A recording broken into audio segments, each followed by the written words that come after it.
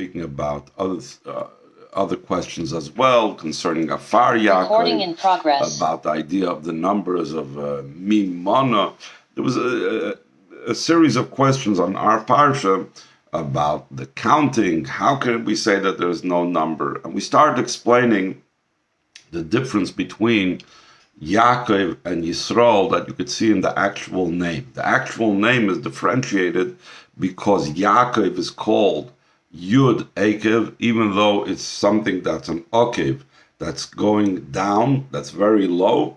Still in all, it's a level of Yud, Shem Yud Kei Vav Kei, or even higher, the level of Chachma, and even higher than that idea of Keser. Yisrael contains in it the word Roish, and that head is the level that is the Sarisa, Melikim, Anoshim, Betuchal, that even though he's in such a level where he's initially, from birth, like we said before, he's a level of Akev, and dealing with the heel and the lowest level, he could reach to a level by his avoida of Sarisim Anoshim Vatuchal, that you can overcome. And then he says also about the calling by the name Yisrael, that was a validation of Yaakov Avinu's receiving the brachas from Yitzchak. And that the way he received it from Yitzchak should not be said that was done in a way of trickery. And by calling his name Yisrael, you're saying, no, it was something that you earned and it's yours, etc., etc. So essentially, like we mentioned before, the question that he remained with was, or the last question was, why did it have to be in such a way where it would be said in a way of trickery?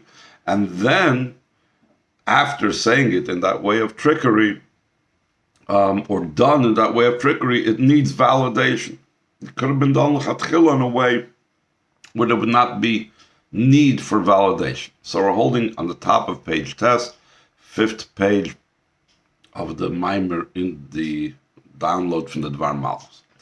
But it's known the explanation. This like it's explained in a different place in the Chassidus at length. In avoidus adam shtarkli lamata davket, the entire idea of a service of a person that has to be down here specifically. B'mayim the matzav shel Mitzrayim yaratem yitzahar yesh b'nechem, in such a state and situation that Moshe Rabbeinu was told the Malachim in Har Sinai when they wanted to receive the Torah, he said, did you then descend to Mitzrayim? Do you then have a Yetzer Hara? So therefore the Torah doesn't apply to you. So we see that the avoida of a Yid is completely bound up with the concept of Torah being specific to being in a low place. So that has to be Lamata. Malachim that don't have anything to do with the Mata, they don't have anything to do with what's down here below, by them the whole idea of Torah doesn't apply, the whole idea of Avodah doesn't apply because it's down here in this world. So where did this all begin? This idea that the interaction with a low state, with a world that is not so good, so he says in line 5, it began from the fact that the serpent that convinced Adam and Chava to eat from the Eitz Hadas, he was clever and he was a trickster and so on. That's the primordial snake and serpent comes about, and it expresses itself in many ideas of trickery and cleverness and so on. The Goram is a chet hadishon, and he caused the initial and the first sin ever. To such a degree was the Nachash's influence that he also affected and influenced those that had no sin. Chazal say, 4 people, they died not because of any sin that they had, but they died only by the advice of the snake. So here we see how powerful the snake is and his trickery, Not just that it set the stage and created a whole cycle of sin throughout the entire and all generations, but even those that were not connected to sin, they did not do Avedis, even they are influenced by the Nachash, by the snake. And the snake is all about trickery. Therefore, to undo the whole underpinnings of how everything is working down here below, it says in line 9, so therefore, how does one need to repair it? Also, in a way that the person's service has to be in a way of trickery, like Yitzchak told Esav, your brother came with trickery. Why does it have to be that way? Because you're taking the klippa, you need to transform it. To transform it to trickery of kedusha, like it says, Ani chochma shachanti arma. I am wisdom, which is talking on kedusha. It's a pasuk in the Mishlei, and my neighbor is trickery, meaning that the person's wisdom, the person's avodah, has part and parcel with it the idea of trickery. And even the Gemara says a person needs to use trickery in his awe of Hashem. And by using trickery in Kedusha, by using mirma in Kedusha, and cleverness in Kedusha, by days and nasa tikkun ha'inyan b'chol hapratim, through that becomes the repair of the matter of the original trickery of the nachash, of the snake. That causes a trickery in all the details that we need to be mavara. In other words, we're drilling down to the core and to the very essence of where all the things down here below devolved from. To be able to elevate everything down here below, we need to get into all the details. That means even into the initial detail that the Nachash came with trickery, so we have to use trickery as well in the service of Hashem, cleverness as well. It says in the second paragraph on the page, line 15, this is also the simple explanation that why was this so? When a Jewish person wants to serve Hashem, to fulfill his will, why does it need to be connected with matters of this world? And therefore, because he's engaging in matters of this world, he needs to use trickery, as we'll soon explain in what way. The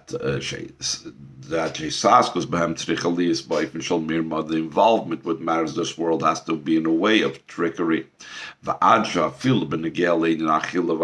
Even concerning a basic thing like eating and drinking.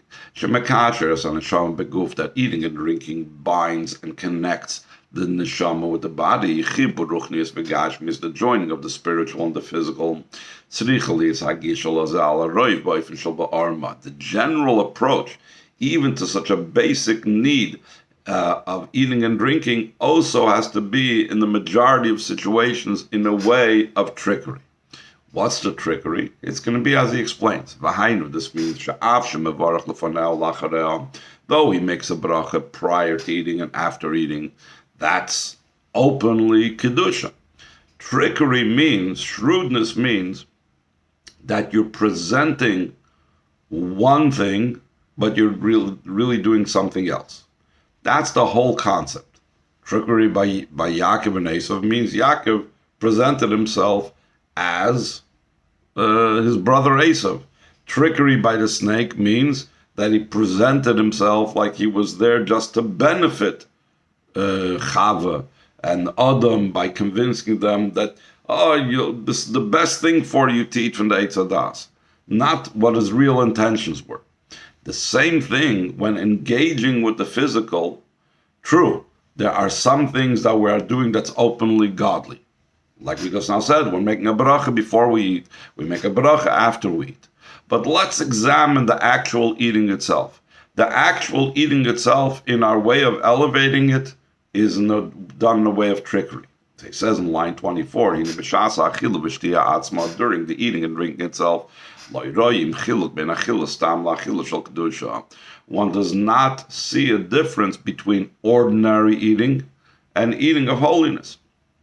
It's someone that's looking at the person from the outside, just seeing a person eat, including even the Yetzer Hara that's looking at the person that he's inhabiting, he's eating. He is seeing just eating. To such a degree, a spiritual, a soul eating, that's only applicable by someone that's on a level of tzaddik, like it says in the pasuk, tzaddik oichel nafesh. A tzaddik, he eats to satisfy his soul. In other words, only someone on a very high level, his eating is completely a spiritual event. It's not at all a physical event. As opposed to the majority of people. Why do I say that non-tzaddikim are the majority? So the Rebbe brings an open Gemara that we have in Tanya. Hashem saw tzaddikim, there are few. So in other words, the majority of people do not fall into this category of the tzaddik that eats for his soul. In other words, that his eating is something that's visibly holy. And the Torah is speaking to the majority, as we know, brought down in many Mamar Chazal. So therefore, since most people, the idea of eating is not to satisfy his soul, it's only to affect the idea of refining the sparks.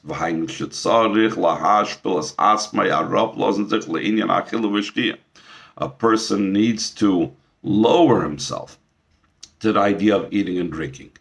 And once he's descended to deal with such a coarse activity of eating and drinking, and only afterwards does he elevate them. What's the process that he has to go through? First of all, first they have to become digested and become blood and flesh like his flesh. And after that, that's not enough. He needs a further step. By the power and energy they received from the food that became part of him, he does his service in Torah, studying fulfillment fulfillment of mitzvahs, etc.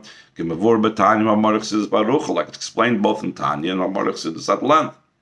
So there is a whole process that is ultimately disguised, because looking at the person, there's nothing holy about his eating. It's only once it became digested and he uses the energy for Torah mitzvahs, something is holy has derived from it. So we see that really, in a way of trickery, it was something holy behind the scenes. The exception to this rule, where the actual eating itself is a holy activity because it's a mitzvah. It says in line 12, only on Shabbos, that has no waste product spiritually. There is no untoward results of the eating on Shabbos in a spiritual sense. Like Perish Shabbat, like Amar, it says like the waste of Shabbos, it doesn't say. It says that the Navi had accused the Yidden that Hashem will throw the waste of your Yom Tov in your face or whatever. But we didn't say the waste of Shabbos, because Shabbos there's no spiritual waste. There's no negative. It's a total mitzvah. The eating does not coarsen a person. Even more so, mitzvah lechel basar shamin v'yayin yoshin davkid. There's a mitzvah to eat specifically fatty meat, juicy meat, and old wine specifically. As opposed to eating of the weekdays, that the weekday eating is something that externally will coarsen the person and will bring negativity to the person. So therefore, it's disguised. It is something that's a matter of trickery. This is also what's explained in the Mamarim Var Parsha Bepirish Masha Kosov, in explaining what it says. Loira Amol Bi Yisrael, that Hashem did not see negative in the Yidden. Sharak B'chinas Yisrael Ein Amol.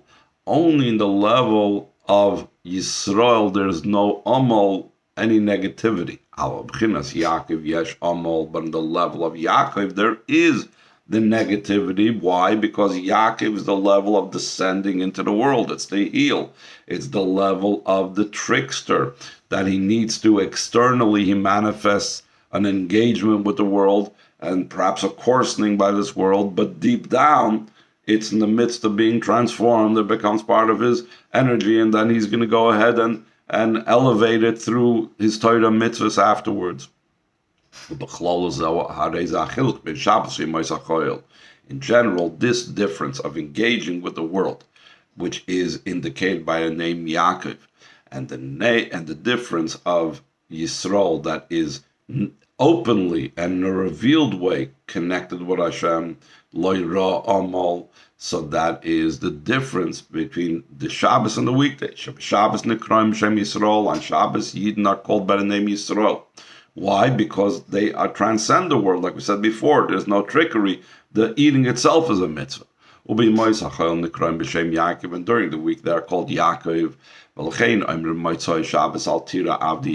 Therefore, when it comes Matzah Shabbos, and the person is transitioning back from a state of Yisrael to a level of Yaakov, now he is being told, Al Tira Avdi Yaakov. Don't be scared.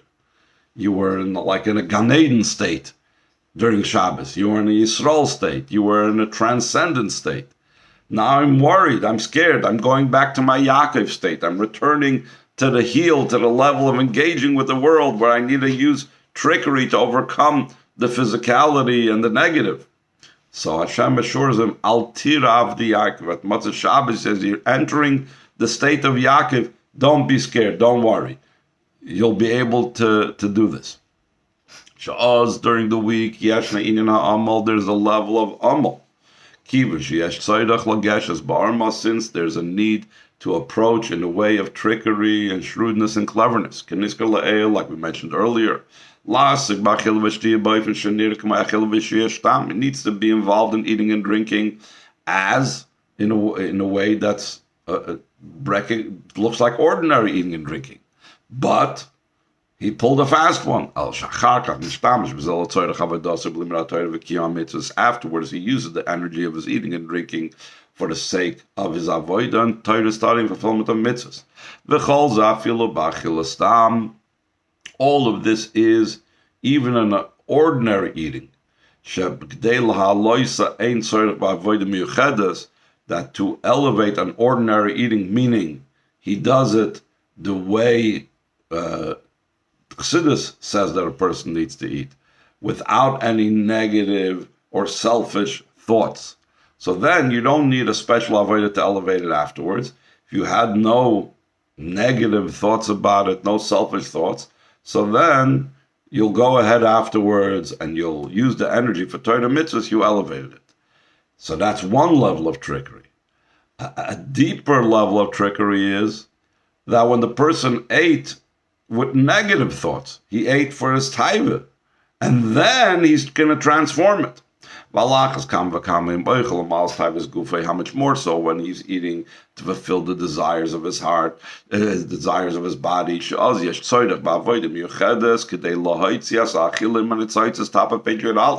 Then you need a special type of avodah to now elevate and to extract this food, this eating with the sparks from that place that it fell down through his eating, that Alter Rebbe says in Tanya, it falls down in the lowest place.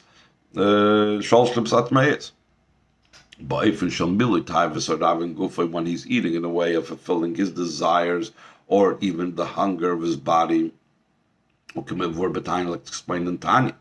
So therefore, when he goes ahead and he eats in the most negative way, in a way that brings it down to Shol Psat Meis, and then he goes ahead and, like the Alter Rebbe says in Tanya, he does tshuva for it, and he elevates it by using the energy afterwards for Torah mitzvahs. So that's the ultimate trickery.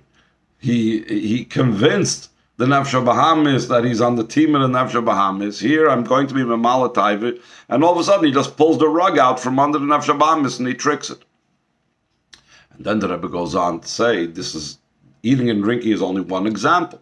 But also in line 3, V'cheinu b'negel klos, Haisaskus b'nyonei oilam sotu. It's in the general involvement in worldly matters, like it says, that Hashem, your God, should bench you with all that you do. That means that it's necessary to be the performance and action of a person in the way of nature.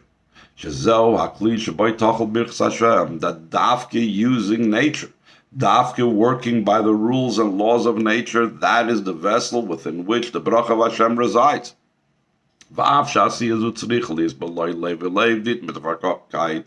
Though the manner of his making this vessel, the manner that a person is following the laws of nature to do it, has to be without any passion at all, without a excitement and so on. It's known the exact language that says the toil of your palms when you eat, that the toil has to be only through your hands. But your head has to be freed from the toil. You shouldn't be engaging your mind and head in all of this. But the Rebbe says, obviously, especially when a person's in business, they are using their head. The point is, they're not immersing it completely. So he says, even for the toil of your palms, it's necessary to use the intellect that's in his brain to be able to run the business, to fulfill whatever job he's involved in for making a living, in such a way that you are being honest in your business dealings. So obviously, honesty involves that he's gauging his mind, he's making sure not to do the wrong thing, only doing the right thing, etc. So therefore, this is the trickery, like we'll soon explain. That concerning it says that your brother came with trickery and he took your brachas.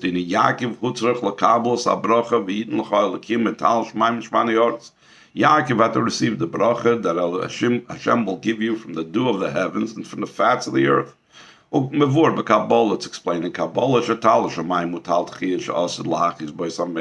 dew of the heavens is talking about the dew of the resurrection, with which the Eibishter will revive the dead when Mashiach comes.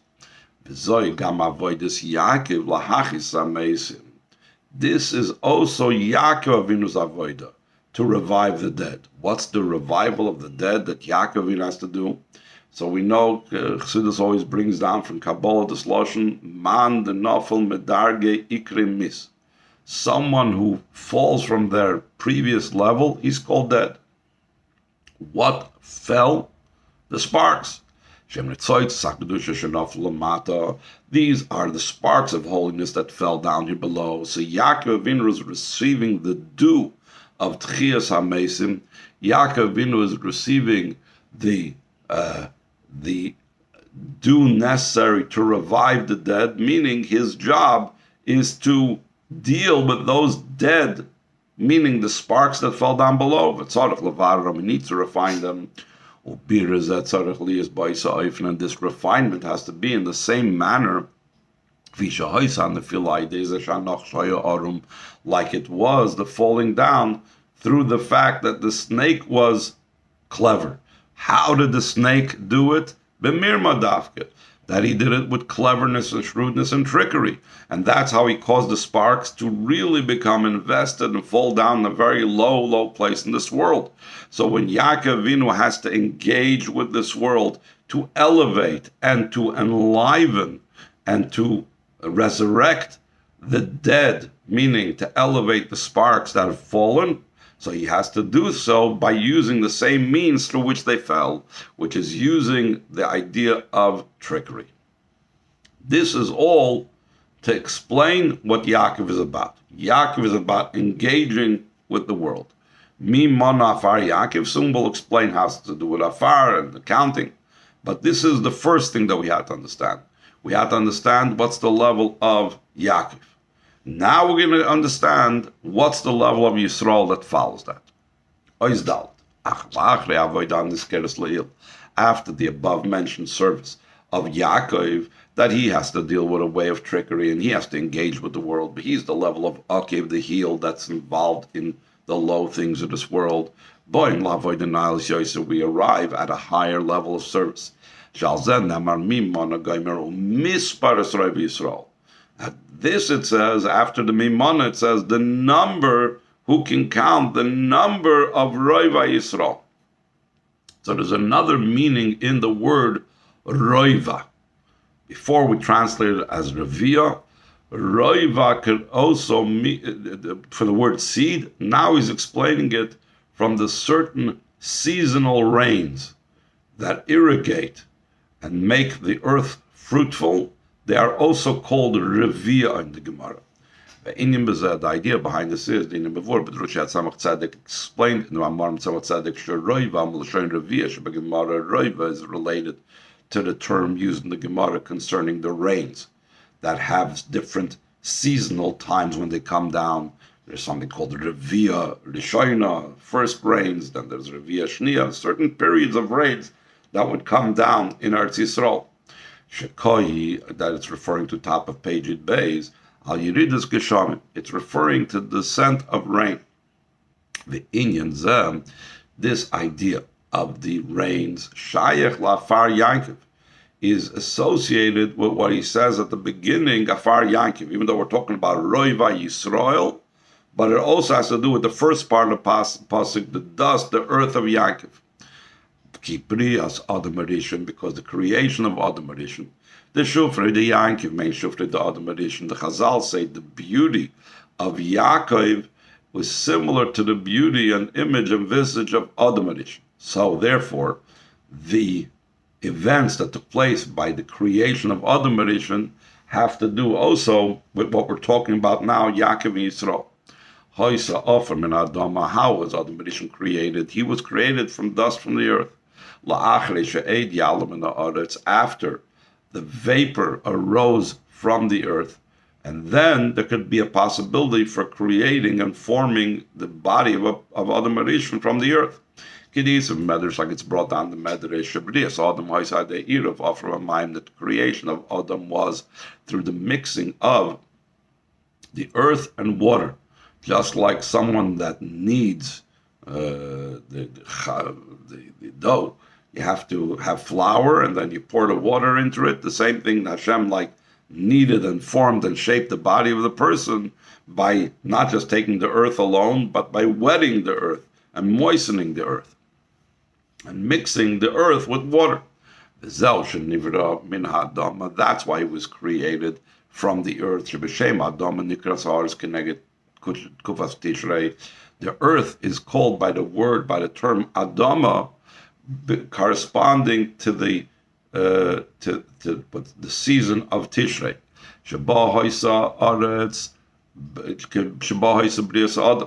In the Tishrei season, that is when Adam Rishon was created. As we know, Adam Rishon, it was created on the 1st of Tishrei. Because then the earth is like clods and clods, or clumps and clumps of earth. How did they become all clumpy and all clods? Because of the rainwater.